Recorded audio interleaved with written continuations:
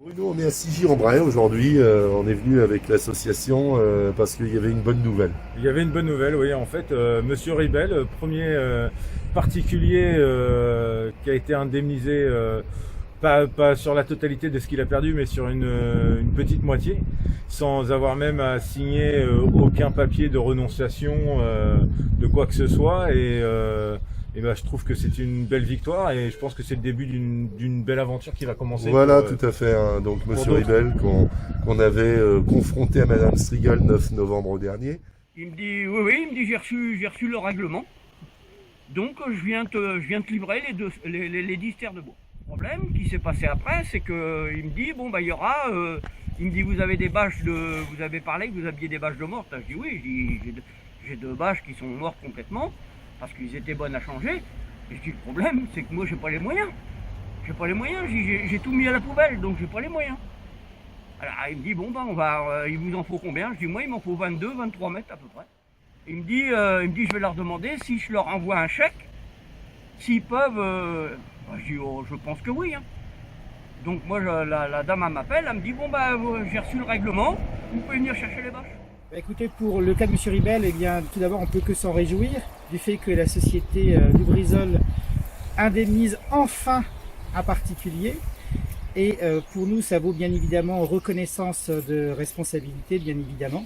Et on espère que ce ne sera pas qu'un acte isolé, mais que ça ouvrira la voie à l'indemnisation de l'ensemble des particuliers qui sont les laissés pour compte à la suite de cet incendie qui a généré cette pollution. Et on peut s'étonner d'ailleurs du mode d'indemnisation puisque c'est une indemnisation en nature, comme vous pouvez le voir là, du bois et une livraison de bâches. Et en ce qui concerne les agriculteurs, certains ont déjà été peu indemnisés, j'insiste bien sur le terme peu indemnisés, puisqu'ils sont embourbés actuellement avec le fonds de solidarité qui a été vendu à l'origine comme étant un fonds pour indemniser l'ensemble des victimes, professionnelles j'entends, et en réalité, eh bien, ce fonds n'a vocation en pratique qu'à limiter les indemnisations et à éteindre les réclamations, ce qui est quand même un comble en matière d'incendie. Les élus ce matin au téléphone, ils me disaient il y a 1000 agriculteurs qui ont demandé l'indemnisation, 99% ont été traités, tout va bien en gros, dans le meilleur des mondes.